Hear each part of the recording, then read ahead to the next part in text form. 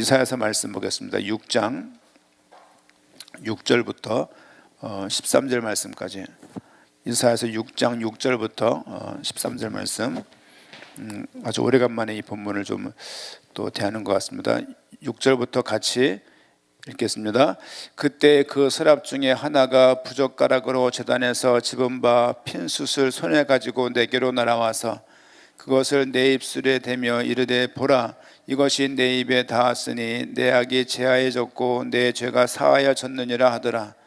내가 또 주의 목소리를 들으니 주께서 이르시되 내가 누구를 보내며 누가 우리를 위하여 갈고 하시니 그때 내가 이르되 내가 여기 있나이다, 나를 보내소서 하였더니 여호와께서 이르시되 가서 이 백성에게 이르기를 너희가 듣기는 들어도 깨닫지 못할 것이요 보기는 보아도 알지 못하리라 하여 이 백성의 마음을 둔하게 하며 그들의 귀가 막히고 그들의 눈이 감기게 하라. 염려하건대 그들의 눈으로 보고 귀로 듣고 마음으로 깨닫고 다시 돌아와 고침을 받을까 하노라 하시기로 내가 이르되 주여 어느 때까지니까 하였더니 주께서 대답하시되 성읍들을 황폐하여 주민이 없으며 가옥들에는 사람이 없고 이 토지는 황폐하게 되며 여호와께서 사람들을 멀리 옮기셔서 이 땅 가운데 황폐한 곳이 많을 때까지니라. 그 중에 10분의 1이 아직 남아있을지라도 이것도 황폐하여 될 것이나 밤나무와 상수리나무와 뱀을 당하여도 그 그루터기가 남아있는 것 같이 거룩한 시가 이 땅의 그루터기니라 하시더라. 아멘. 지금 이사야 말씀을 계속 보고 있는데요. 성경 중에 아마도 제일 시편 빼놓고 가장 긴 성경이 아닌가 하고 지금 세 번째 시간을 갖고 있습니다. 이사야서에서는 무엇을 말하고 있고 어떻게 읽을 것인가 세 번째 시간인데요. 그 주 내용으로는 이사야가 사역할 때 어떤 시대 구분을 지난번에 네 번의 네 명의 왕이 들었다고 말씀을 드렸어요. 우시야가 죽을 때 이사야서가 이제 그 예언자로 받게 되었고, 그다음에 우시야 다음에 요담, 그다음에 아하스, 히스기야, 므낫세 이렇게 말씀을 드렸고요. 그래서 므낫세는 사실은 이사야서 내용이 잘 나와 있지는 않고요. 근데 이사야서에서 그 이사야가 므낫세 때 톱으로 켜서 죽었다 이렇게 어떤 구전으로 전달해오기 때문에 정확하게 말하면 우시야, 그 다음에 요담, 아하스, 히스기야 이렇게 네 명의 왕이 걸쳐져 있다라고 말씀드리고, 또 그와 마찬가지로 네 명의 왕을 대했던 것처럼 그리고 이사야서의 어떤 사역의 구분을 어떤 네 시대로 이렇게 구분할 수 있다 이렇게 볼 수 있습니다. 아마도 오늘 내일 정도 하게 되면 이사야서 전체를 좀 한번 세밀하게 보지는 않았지만 좀 그렇게 해서 이사야서를 좀 정리하면 좋겠다 그렇게 좀 생각을 하고 있습니다. 계속 적어드리는 부분이지만 우시야, 그렇죠? 우시야가 등장하고요. 그 다음에 두 번째 왕으로 요담, 그 다음에 아하스, 그 다음에 히스기야. 우시야는 사실 이사야가 많이 대할 게 없었고요. 우시야는 비교적 하나님이 보시기에 정직하고 좋았던 왕입니다. 하지만 막판에 너무 자기 권력이 좋고 힘이 좋다 보니까 오버한 거죠. 오버해서 본인이 제사를 대신 드리려고 하다가 좀 어려움을 당했던 그런 왕이고요. 그리고 평생 사실은 그 왕궁에 있지 못하고 별궁에서 거하면서 이렇게 조금 참 좋았다가 참 아쉬운 왕, 그렇죠? 요담은 그냥 그 아버지가 했던 그 좋은 모습을 가지고 있던 그런 아들이었고요. 아하스는 아주 나쁜 왕이었어요. 나쁜 왕이고 어떤 정도였냐면 자기 아들을 우상 숭배하는데 태워 죽일 정도로 우상 숭배가 극에 달했던, 그렇죠? 그런 왕이고, 히스기야는 너무 좋았던 왕입니다.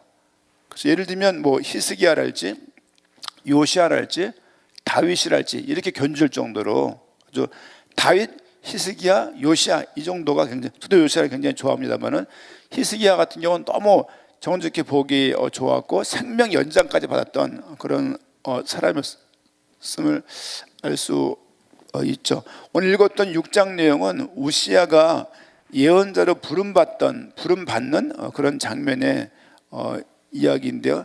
6장 안 읽었던 1절 말씀 보게 되면 우시야 왕이 죽던 해에 내가 본즉 주께서 높이 들린 보좌에 앉으셨는데 그의 옷자락은 성전에 가득하였고 스랍들이 모시고 섰는데, 지금 이사야가 보는 하나님에 대한 어떤 모습이에요. 세 가지로 표현하고 있습니다. 어떻게 표현하고 있습니까? 주께서 높이 들린 보좌에 앉아 계시고 그 옷자락은 성전에 가득하고 그리고 스랍들이 모시고 섰다. 6날개가 있어 그 둘로 자기 얼굴을 가렸고 그 둘로는 자기의 발을 가렸고 그 둘로는 날고 서로 불러 이르되 거룩하다 거룩하다 거룩하다 만군의 여호와여 그의 영광이 온 땅에 충만하도다 하더라. 이런 말씀을 주고 있습니다. 한번 말씀을 드렸습니다마는 이사야서에 가장 많이 나오는 말들이 구원하다, 구속하다, 평강하다, 놀라게 하다, 화했을진저, 그리고 정의, 이런 말들, 그리고 이스라엘의 어떤 거룩한 자란 말이 또 굉장히 많이 나오고, 특별히 이런 그 저주와 심판과 어떤 구속에 대해서 말씀들이 주로 이렇게 편중돼서 많이 나왔다고 말씀을 드렸습니다. 지금 이사야를 부르는 장면이 우시야 왕이 죽던 그 해, 사실은 우시야를 선자로 부르는 거죠. 그러니까 이걸 보게 되면 우시야하고 이사야는 특별하게 관계는 없어요. 왜냐하면 우시야가 죽었기 때문에. 그렇죠? 원래 우시야는 스가랴라는 선지자하고 원래 좀 이렇게 역할을 같이 했던 그런 부분임을 좀 알 수 있고요. 4절 말씀 보니까 이같이 화답하는 자의 소리로 말미암아 문지방의 터가 요동하며 성전의 연기가 충만한지라 그때 내가 말하되 화로다 나여 망하게 되어. 지금 이사야가 지금 놀란 거예요. 놀라서 어떤 말합니까? 내게 화가 임했다. 왜? 하나님 봤으면 죽는다는 그런 믿음들 있잖아요. 나여 망하게 되었는도다. 나는 입술이 부정한 사람이요 나는 입술이 부정한 백성 중에 거주하면서 만군의 여호와이신 줄 이신 왕을 배웠음이로다 하였더라. 그때, 오늘 읽었던 본문이 여기서부터입니다. 그때 그 스랍 중에 하나가 부젓가락이 뭘까요? 부젓가락, 어떤 타다나면 나무 쪼가리, 그렇게 말할 수 있죠. 부젓가락으로 제단에서 짚은 바 핀숯을 손에 가지고 내게로 날아와서, 지금 하나님께서 보여주시는 거예요, 이상을. 그렇죠? 7절 그것을 내 입술에 대며 이르되 보라 이것이 내 입에 닿았으니 내 악이 제하여졌고 내 죄가 사하여졌느니라 하더라. 지금 이사야를 봐도 스스로가 죄인이라는 생각들을 항상 가지고 있는 거예요. 이런 생각들은 모세오경 근거해서 갖고 있는 생각들이겠죠. 8절 내가 또 주의 목소리를 들으니 주께서 이르시되 내가 누구를 보내며 누가 우리를 위하여 갈고 하시니 그때 내가 이르되 내가 여기 있나이다. 이게 이제 이사야의 고백인 거예요. 그렇죠? 내가 여기 있나이다. 나를 보내셔서 하였더니 여호와께서 이르시되 가서 이 백성에게 이르기를 너희가 듣기는 들어도 깨닫지 못할 것이요 보기는 보아도 알지 못하리라 하여. 지금 이사야의 사역이 어떤 사역이냐면요, 오늘 9절 말씀처럼 분명히 이사야를 통해서 하나님께서 말씀을 전달하게 할 거예요. 그런데 어떤 상태가 될 거냐면 듣기는 듣지만 듣지 못할 것이요 그리고 보기는 보지만 그들이 보지 못할 것이다. 이게 이사야가 가면서 할 사역의 내용인 거예요. 결국 무슨 말입니까? 안 믿는다, 그 얘기예요. 네가 아무리 말씀을 전하고 내가 네 죄를 사했고 내가 너를 보내는 것이 맞지만 네가 전달하는 그것을 아무리 말을 하고 해도 그들 듣지 않을 것이고 그들이 보기는 보아도 보지 못할 거라는 말씀을 이사야에게 하는 그 말씀입니다. 10절 말씀 보니까 이 백성의 마음을 둔하게 하며. 왜 못 듣냐? 왜 못 보냐? 백성의 마음을 둔하게 하겠대요. 우리 바로를 기억하면 됩니다. 모세가 가서 말씀을 전할 때 사실은 바로의 마음을 하나님이 강팍하게 했어요. 그렇죠? 알 수 없는 부분들이지만 그들의 귀가 막히고 그들의 눈이 감기게 하라.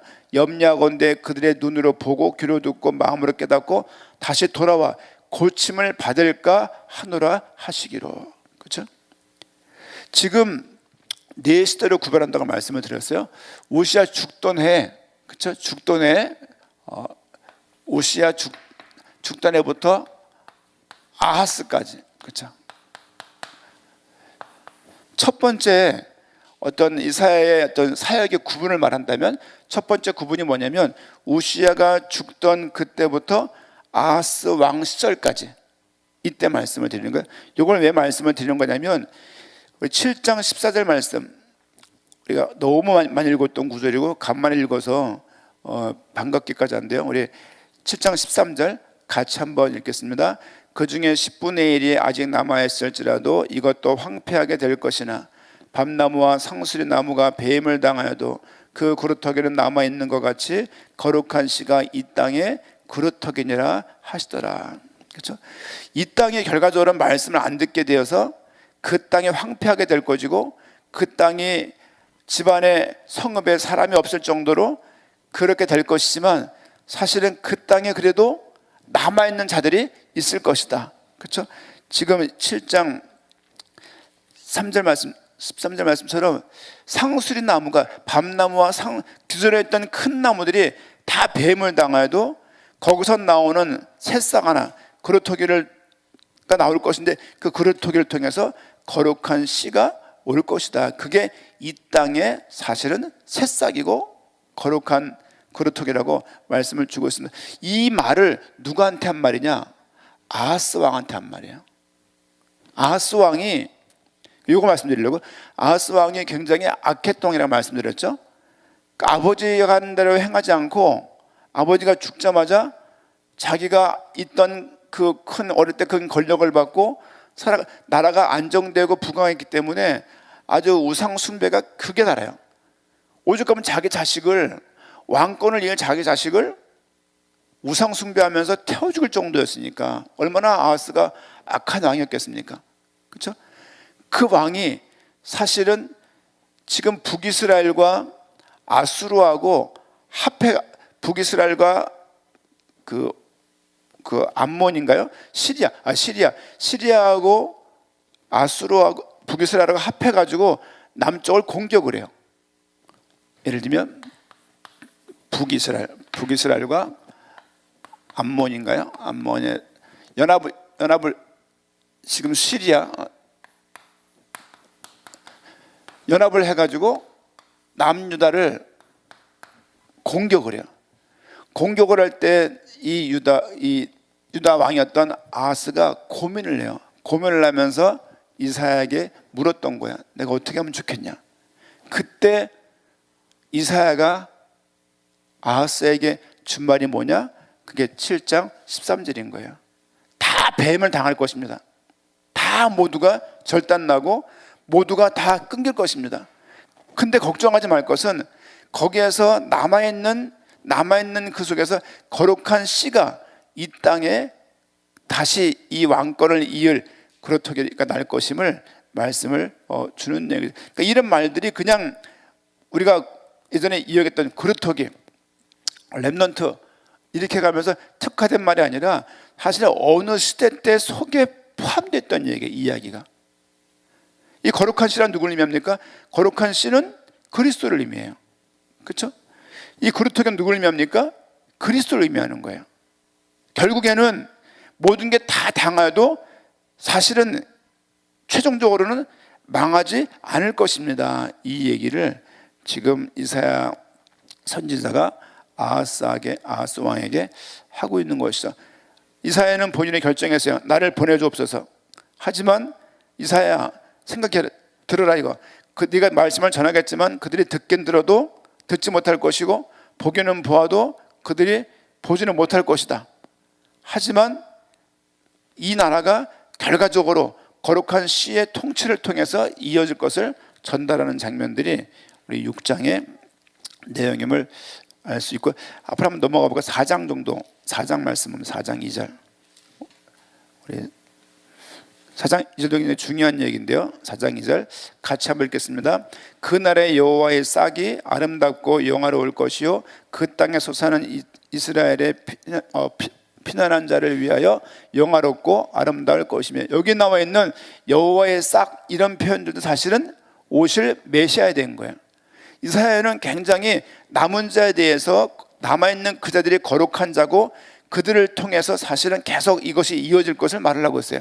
여호와의 싹이란 얘기를 할지 그루터기를 할지 비슷한 내용들이에요. 그렇죠? 또 이새의 줄기를 할지 그런 표현들을 이사야 선지자가 많이 쓰고 있는 장면들을 사실은 알 수가 있습니다. 특별히 1장 16절 말씀 보니까 앞으로 넘어가서 1장 16절 제가 읽어보면요, 너희는 스스로 씻으며 스스로 깨끗하게 해요. 내 목전에서 너희 악한 행실을 버리며 행악을 그치고 선행을 배우며 정의를 구하며 학대받는 자를 도와주며 고아를 위하여 신원하며 과부를 위하여 변호하라 하셨느니라 라는 말씀을, 이게 무슨 말이냐면 믿음을 요구하는 거예요. 행악을 그치고, 그렇죠? 선행을 배우고 학대받는 자를 도와주고 고아를 위하여 신원하고 과부를 위해서 변호하라. 이것이 북이스라엘은 아예 죄가 드러났어요. 남유다는 은근히 죄를 짓고 있는 거예요. 남유다는 대부분 왕들이 정직하게, 보기에 정직하고 좋았다는 말씀이 많아요. 근데 어딘가 모르게 자꾸 가다가 흐트러지고 자꾸 가다가 안 맺는 장면들을 계속 보여줘요. 결과적으로 대놓고 불신앙했던 북이스라엘은 망했고요, 남유다는 시간만 연장됐을 뿐이지 같이 망하는 형국이 되었어요. 그들에게 있던 죄가 뭐냐? 예배가 종교화된 거예요. 실제 여호와 하나님을 섬긴다고 하고 제사를 드리고 기름을 드리고 피를 드리고 있지만 사실은 믿고 있지 않는 거예요. 북이스라엘은 대놓고 안 믿었고 남유다는 은근히 안 믿는 거예요. 결과적으로는 똑같은 거예요. 722년에 586년에 망하고, 실제 아하스 왕도 북이스라엘과 암몬이 자기를 크게 압박할 때 유다는 하나님께 나아가지 않고 누구의 도움을 구하냐? 옆에 있던 아수르 왕에게 도움을 구해요. 도움을 구하면서 두려운 그때에 이사야가 주신 말씀이 거룩한 씨 그루터기가 결과적으로는 이 땅을 살릴 것을 말씀을 주고 있는 내용입니다. 이 내용이 거의 742년도 정도에 되어 있다고 되고, 두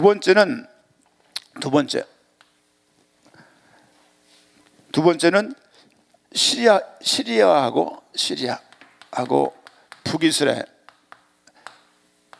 북이스라엘이 연합을 하여서 계속 압박을 하다가 실제 남유다의 본격적인 압박 정도가 아니라 이젠 아예 멸망을 시키려고 덤벼드는 거예요. 그때 옆에 있던 나라 아수르에 의해서 시리아하고 북이스라엘이 멸망을 당해요. 멸망을 당할 때 또 이사야가 두 번째 큰 활동을 한다는 구획을 좀 정할 수가 있습니다. 성경을 좀 몇 군데 보겠습니다. 8장 16절입니다. 이사야서 8장 16절 같이 한번 16절 17절 우리 18절 같이 읽도록 하겠습니다. 너는 증거의 말씀을 싸매며 율법을 제자들 가운데서 봉합하라. 이제 야곱의 집에 대하여 얼굴을 가리시는 여호와를 나는 기다리며 그를 바라보리라. 보라, 나와 및 여호와께서 내게 주신 자녀들이 이스라엘 중에 징표와 예표가 되었나니 이는 시온산에서 계신 만군의 여호와께로 말미암은 것이니라 하는 말씀을 주고 있습니다. 실제 북이스라엘이 멸망할 것을 우리 9장의 이사야가 예언을 하고, 특별히 7장 보게 되면 제자들 가운데서 봉합하라. 실제 이사야가 특별히 이 시기에는 큰 활동을 안 해요. 활동 안 하고 뭐 했다는 그 내용도 좀 많냐면 제자들을, 그러니까 선지자들을 키우고 제자를 양성하고 그들에게 말씀을 전달했다는 그런 시기가 두 번째 시기라고 말씀을 드릴 수가 있습니다. 특별히 좀 넘어가 우리 9장 6절 말씀 보면요, 9장 6절 같이 한번 읽겠습니다. 이는 한 아기가 우리에게 낳고 한 아들을 우리에게 주신 바 되었는데 그의 어깨는 정사를 메었고 그의 이름은 기묘자라 모세라 전능하신 하나님이라 영존하신 아버지라 평강의 왕이라 할 것임이라. 그 정사와 평강의 더함이 무궁하며 또 다윗의 왕자와 그의 나라에 군림하여 그 나라를 굳게 세우고 지금 이후로 영원히 정의와 공의로 그것을 보존하실 것이라. 만군의 여호와의 열심히 이를 이루시리라. 그렇죠? 아까 말했던 그 그루터기, 아까 말했던 그런 내용들이 실제 내용들이 어떻게까지 나오냐면 이제는 한 아기가 태어날 것인데 이 아기를 통해서 이 땅이 다스려질 것이다. 물론 이 본문 또한 메시아를 의미하는 본문입니다. 사실은 이사야서는 구약의 로마서라고 말할 정도로 굉장히 그 구원에 대해서 많이 언급한 내용들이 여기저기 많음을 실제 알 수 있죠. 그래서 한 아기가 태어날 것인데 그 어깨는 정사를 메었고 이름은 기묘자고 모사고 전능하신 하나님이고 영존하신 아버지고 평강의 그가 왕일 것이고 정사 평강의 더함이 무궁하고 다윗의 왕자와 그의 나라에 군림할 것이고 그 나라를 굳게 세우고 지금 이후로 영원히 정의와 공의로 그것을 보존하실 것이라. 만군의 여호와 열심히 이 모든 것들을 이루겠다는 말씀을 본문 내용에서 주고 계십니다. 또 우리가 앞으로 한번 좀 넘어가세요. 7장 14절 말씀. 지금 6장, 7장, 8장, 9장 계속 메시아 예표된 장면들이 나와 있는데 특별히 7장 14절 말씀, 이것도 아하스 왕에게, 그렇죠? 아하스 왕에게 이사야가 예언한 내용입니다. 7장 14절, 우리 12절, 13, 14 이렇게 읽겠습니다. 같이 읽겠습니다. 아하스가 이르되 나는 구하지 아니하겠나이다. 나는 여호와를 시험하지 아니하겠나이다 한지라. 이사야가 이르되 다윗의 집이여 원하건대 들을지어다. 너희가 사람을 괴롭히고서 그것을 작은 일로 여겨 또 나의 하나님을 괴롭히려 하느냐. 그러므로 주께서 친히 징조를 너에게 주실 것이라. 보라 처녀가 잉태의 아들을 낳을 것이요 그의 이름을 임마누엘이라 하리라. 이것 또한 아하스에게 이사야가 말씀을 주는 거예요. 말씀을 주는데 아하스가 뭐라고 말하냐면 나는 구하지 않겠습니다. 나는 기도 안 해요. 나는 하나님이 주신 징표 사실 필요 없어요 라고 지금 하는 거예요. 그러니까 아하스가 악한 왕이라는 얘기가 그런 표현들이에요. 12절 말씀에 여호와를 시험하지 않겠고 그리고 하나님께 난 구하지 않겠습니다. 이때 이사야가 말하는 거죠. 다윗의 집이여 원하건대. 아하스를 볼 때 뭐라고 말하냐면요, 다윗의 집이래요. 왜? 계속 다윗의 계보를 이어서 왕권을 지금 가지고 있는 거예요. 그렇죠? 유다 지파를 통해서 예수 그리스도가 오시잖아요. 그런 것처럼 계속 왕권이 유지되고 있는데, 그래서 이사야가 부를 때 다윗의 집이여라고 불렀고요. 다윗의 집이여 원하건대 들을지어다. 너희가 사람을 괴롭히고서 그것을 작은 일로 여겨 또 내 하나님을 괴롭히지 않느냐. 그러므로 주께서 친히 징조를 너에게 주실 것이라. 보라 처녀가 잉태의 아들을 낳을 것이요 그의 이름을 임마누엘이라 하리라 말씀을 주시는 거죠. 지금 보게 되면 7장 14절에서 처녀가 낳은 아들, 그렇죠? 좀 아까 읽었던 9장 몇 절이었죠? 9장 6절 말씀, 9장 6절 말씀 보니까 한 아기가, 그렇죠? 이런 표현들이 계속 뭘 의미하냐면 메시아가 올 것을 예표하는 거예요. 이런 예언들 때문에 메시아가 오실 거라는 그 생각들이 강화가 되는 거예요. 예언자들이 했던 그 고백들, 그 선포들, 하나님 말씀을 대언하면서 백성들한테, 왕들이 보세요, 아하스 왕이 악했어요.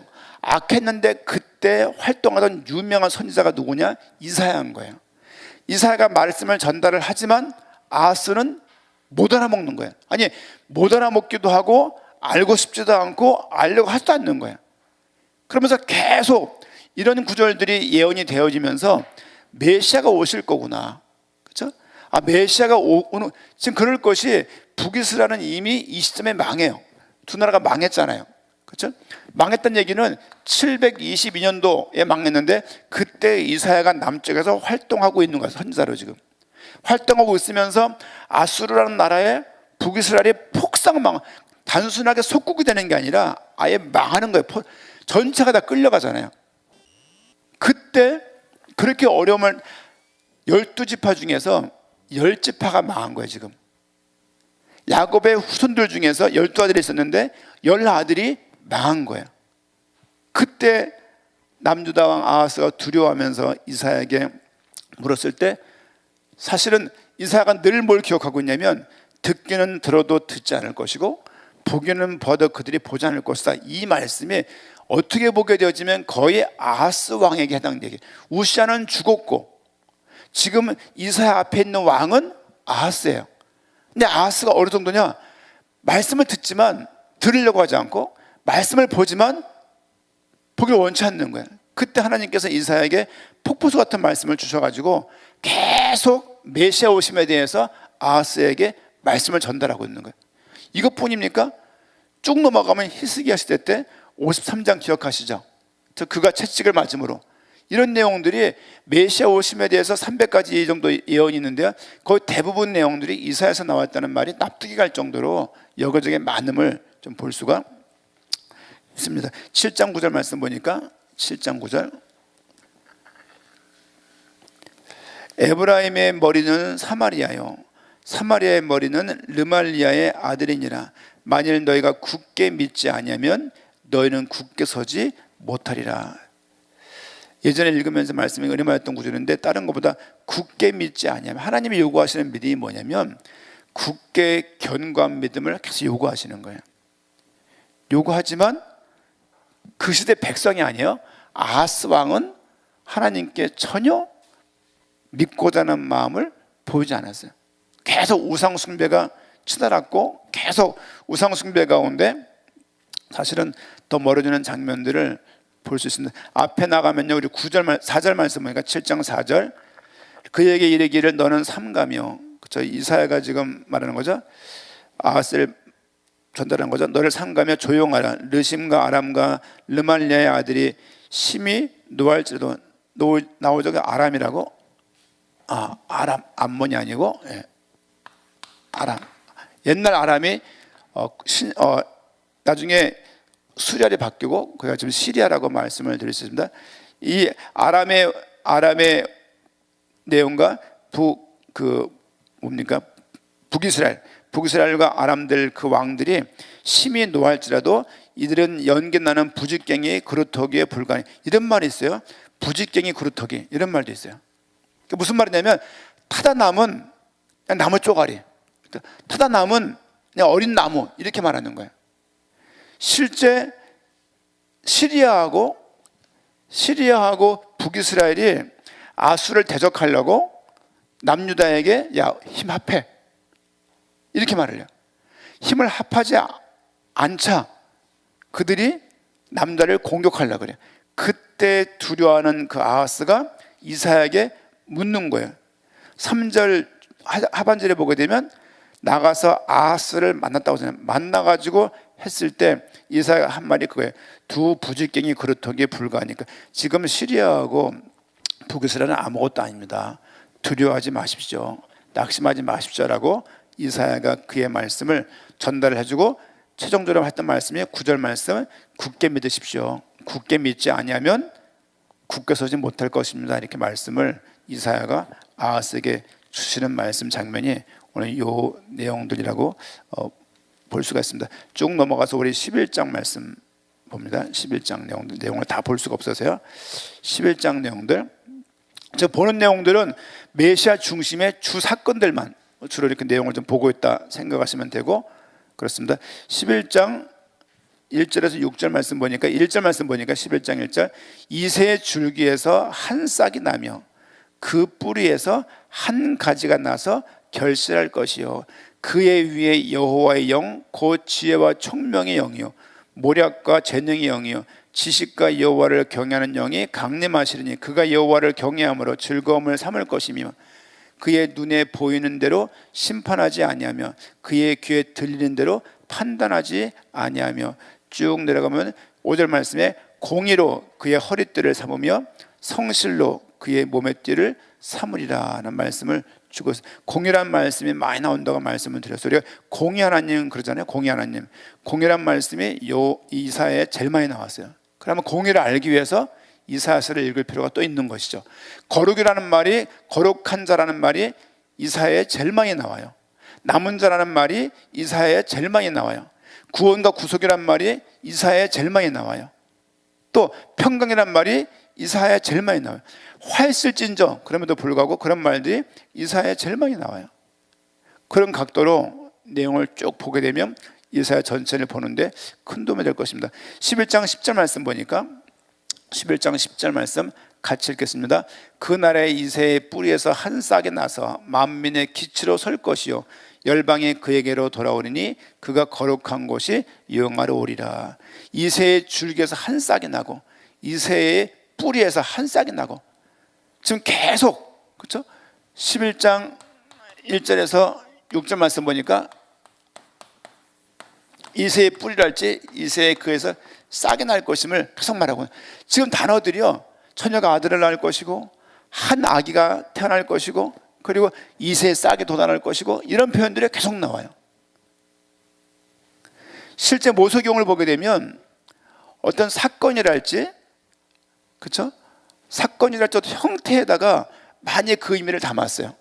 예를 들면 아담과 하와가 입었던 가죽옷, 아브라함에 드렸던 순양, 그렇죠? 또 뭐 아벨이 드렸던 그 제사, 출애굽기에 유월절 어린 양의 피, 갈 때 그 광야를 갈 때 만나와 메추라기, 또 성막, 이런 식으로 굉장히 어떤 형태, 실제 보이는 것에 의미를 많이 부여하면서 메시아 오심을 예표했어요. 이사야서를 보게 되면 그런 표현하기보다는 뭐가 맥락의 일관성이 계속 있어요. 처녀가 아들을 낳을 것이고, 처녀가 낳은 그 아들에 의해서 통치가 될 것이고, 한 아기가 태어날 것인데 그 한 아기가 아기 같지만 그 아기가 다스릴 것이고, 또 이새가 누굽니까? 다윗의 아버지예요. 지금 뭘 말하고 있는 거냐면 계속 다윗의 씨를 말하고 있는 거예요. 이 이사야서도 사실상은 어떤 역사선상에서 계속 나라가 망할 것을 보면서, 아직 나라가 망하지 않았는데 망할 것을 바라보면서 계속 어떤 왕권이 필요하냐, 다윗의 왕권이 필요함을 계속 말을 하고 있는 거예요. 이사야서는 그나마 쉬운 편이야. 다니엘서 에스겔 넘어가면요, 이게 다 환상이라서 야, 이거는 내용을 어떻게 하냐 할 정도인데, 어쨌든 좀 내용을 가능한 범위 내에서 파악을 좀 해야 되겠습니다. 이새의 줄기에서 한 싹이 날 것이다, 그렇죠? 아하스가 죽은 이후에, 그렇죠? 죽은 이후에 히스기야, 또 이런 시대에도 계속 말씀을 주는 장면들을 볼 수 있고, 우리 한 구절만 더 읽고 시간상 좀 맞춰야 될 것 같은데, 우리 53장으로 쭉 넘어가겠습니다. 53장 2절 말씀, 우리가 많이 읽던 말씀인데요,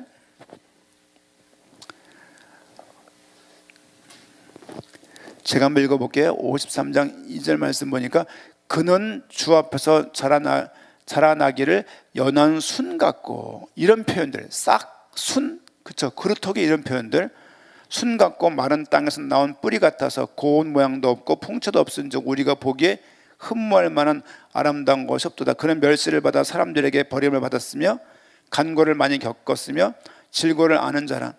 마치 사람들이 그에게서 얼굴을 가리는 것 같이 멸시를 당하였고 우리도 그를 귀히 여기지 아니하였도다. 이 시기가 어느 시기냐면요, 히스기야가 있던 시기니까 한 700, 지금 좀 아까 말했던 것이 어떤 그 이새의 싹, 요 내용들이고요. 싹, 네 번째가 오늘 이사야서 53장 말씀을 좀 드리고 있는 겁니다. 그러니까 네 시대 때 큰 굵직한 메시아에 대한 예언을 했다, 이 말씀을 좀 드리고 있는 겁니다. 지금 읽었던 53장 2절 말씀 보니까, 그렇죠? 연한 순 같고 마른 땅에서 나온 뿌리 같아서, 이런 말씀들 계속 반복되고 있다는 말씀드렸고, 4절 말씀, 그는 실로 우리의 질고를 지고 우리의 슬픔을 당하였거늘 우리는 생각하기를 그는 징벌을 받아 하나님께 맞으며 고난을 당한다 하였도다. 그가 찔림은 5절 6절 같이 읽겠습니다. 그가 찔림은 우리의 허물 때문이요 그가 상함은 우리의 죄악 때문이라. 그가 징계를 받았으므로 우리는 평화를 누리고 그가 채찍에 맞음으로 우리는 나음을 받았도다. 우리는 다 양 같아서 그릇 행하여 각기 제 길로 갔거늘 여호와께서는 우리 모든 우리 죄악을 그에게 담당시키셨도다. 그렇죠?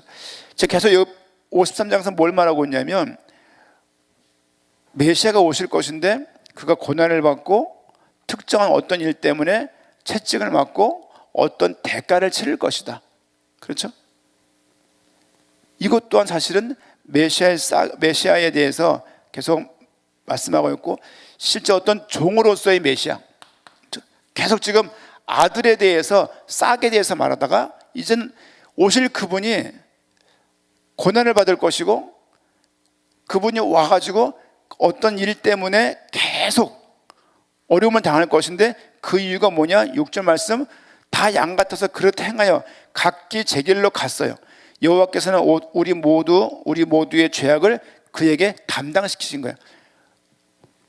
불순종한 그 사람들의 죄를 이 땅에 오게 된 그 종 대신 그 아들, 종으로 왔지만 실제 그 종 대신 그 메시아가 백성들의 죄를 담당하고 대속하심을 사실은 예언하고 있는 내용들인 거예요. 저 굵직하게 봐서 이렇게 예를 들면 처녀 아들이랄지 한 아기가 태어날 거랄지 이새의 싹이랄지 아니면 그가 와가지고 고난받는 종의 이 모습들이 보세요. 처녀가 아들을 낳을 거예요. 처녀가 아들을 낳을 거야. 그 한 아기가 큰 일을 할 거예요. 근데 그는 다윗의 줄기예요. 그가 와서 대속할 거예요. 잘 보세요. 처녀가 아들을 낳을 거예요. 그가 한 아기지만 큰 다스림 가운데 그가 기묘자고 그 모사고 그런 분이에요. 많은 걸 해결하실 거예요. 그는 그냥 온 게 아니라 다윗의 씨로 왔어요. 그가 와서 대속할 거예요. 대속. 이사야서 나오는 메시아 내용을 쭉 훑어보게 되면 어디에 결론이 이르냐면 신약에 오신 예수 그리스도의 모습과 너무 똑같은 거예요. 보라 처녀가 잉태 아들을 낳으니 그 이름을 임마누엘이 하리라. 그 말이 마태복음에 나왔잖아요. 이 말씀을 인용하는 거예요. 왜? 실제 이사야 때 말했던 그 인물이 처녀의 아들이 이분이 맞기 때문에 마태라는 사람이 그 내용을 쓰고 있는 거예요. 처녀가 아들을 낳을 것인 이 장면들을 마태가 인용하는 거예요. 왜? 그 인물이니까. 그리고 그가 나와서 아기 같지만 한 아기로 태어나지만 이 땅의 모든 걸 다스릴 분임을 말씀하고 있고 실제 그는 아브람과 다윗의 자손 다윗의 씨로 온 거예요. 와서 그분이 한 일이 뭐냐? 대속하는 일을 한 거예요. 이사야서를 보게 되면 신약에 오신 예수 그리스도의 그 어떤 과정과 똑같이 배열이 되어 있어요. 보면은 물론 낱낱이 구조를 다 알고 있지만 똑같은 이런 순서대로 이런 순서의 의미로 신약에 쓰여져 있거든요. 그리스도 이 땅에 태어날 것이다. 태어날 것이다. 그가 와서 죽을 것이다. 죽을 것이다. 이런 부분에 대해서 그 고난받는 종으로 이 땅에 와서 백성들의 그 양 같은 그 불순종했던 모든 백성들의 죄 때문에 죽을 것임을 말씀을 실제 주고 있고 실제 사나드립이라는 그 아수리의 그 왕이 그쵸? 히스기야를 또 공격합니다. 히스기야에 하나님께서 임하셔서 많은 기적을 보이셨고 히스기야의 생명을 연장하셨던 장면들도 우리가 그 내용들을 통해서 볼 수가 있는 것이죠. 지금 짧게 구별해서 봤습니다만은 이런 내용들, 이렇게 어떤 실제 사역을 하지만 그들이 안 들을 것이다. 그렇죠? 그리고 실제 나라가 어려움을 당할 때 아하스 왕을 통해서 처녀가 잉태 아들을 낳을 것을 말을 내고 또 그 이후에 아하스에게 엄청나게 예언을 많이 해요. 거의 아하스에게 줬던 그런 내용들이에요. 히스기야만 아마 여기 해당될 거예요. 이 내용이 대부분 다 악했던 자식을 우상 숭배하면서 태워 죽일 정도의 그 왕에게 계속 하나님께 긴급 사역하시면서 이사야를 통해서 계속 메시아 오심을 예표하는 거예요. 그런데 이렇게 말을 했는데 실제 나중에 내일 좀 정리하겠습니다만은 결국에는 그들에게 재앙만 심판만 있는 게 아니라 그들이 해방될 것이고 그들이 이사야서에 제일 많이 나온 단어가 구원이라고. 구원. 끝내는 많은 재앙과 심판이 임할 것이지만 너희 나라가 구원받을 것임을 또 희망의 메시지가 나중에 있음을 알 수 있고, 여러 번 말씀을 드렸습니다마는 1장부터 39장이 구약적인 성격을 가지고 있고요, 신약적인 성격을 가진 책이 40장부터 66장까지, 요게 27권이고 요게 39권이죠. 구약이 39권, 신약이 27권이잖아요. 66권 구성되어 있잖아요. 그래서 지금 앞에 있는 내용은 계속 징계와 심판과 메시아의 오심의 예표와 어린 싹이 날 것이고 뿌리가 날 것이고 처녀가 아들을 낳을 것이고, 이런 말씀들을 실제 전반부를 읽다 보게 되면 전체 구약을 의미해, 구약의 메시아의 오심과 탄생과 죽음과 부활과 승천을 말하고 있다고 말씀드렸잖아요. 그런 내용들이 계속 언급되고 있고, 40장이 넘어가서는 그가 오실 것인데 결국 그 잘못과 그 징계와 그 심판 속에서 그분이 오셔서 그릇 행했던 그 양들의 모든 죄를 대속할 것을 말을 함으로써 어떤 구원의 어떤 여망을 보여주는 내용들이 이사야서의 후반 쪽의 내용이라고 말씀을 드릴 수가 있습니다. 새벽에서 잘 혀도 안 돌아가는 그런 시간이지만은 이름도 참 복잡한 면 많이 나와 있고, 틈틈이 우리 주중 예배 때 우리 수요일일지 금요일을 할지 아니면 토요일 성경 모임을 할지 계속 이 내용들을 풀어가면서 더 못 다뤘던 내용들을 다루면서 인도받도록 하겠습니다. 오늘도 이사야서에 무엇이 기록되었고 어떻게 읽을 것인가 세 번째 시간으로 이사야가 사역했던 그 사역의 구분을 네 개 정도로 나누어서 간단하게 살피는 그런 시간이었습니다. 말씀을 계속 묵상하시면서 더 깊은 말씀이, 또 우리가 말씀의 깊이 그 내용들이 보여주는 귀한 날이 되어야겠습니다.